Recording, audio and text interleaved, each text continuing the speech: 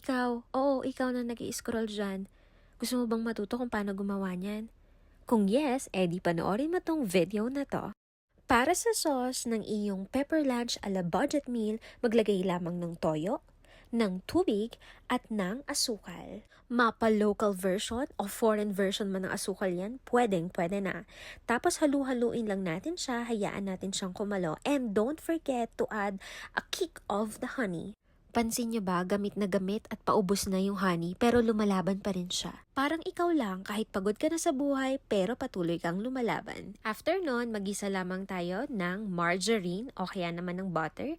Samahan natin ng sibuyas na hindi ko alam kung paanong hiniwa yan. Kasi kita niyo naman, hindi siya pantay-pantay.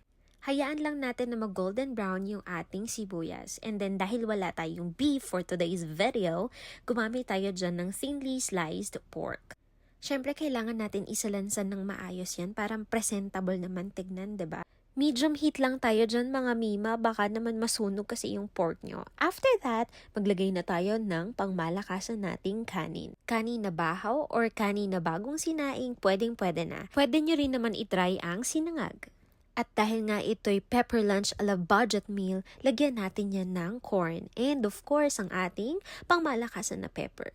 At ilagay na rin natin ang ating sauce na ginawa kanina. O diba? Ulala! Nako, sinasabi ko sa inyo mga mima, hindi kayo magsisisi at hindi kayo makakadiet sa recipe na yan. Kaya ano pang hinihintay mo? Gawa na!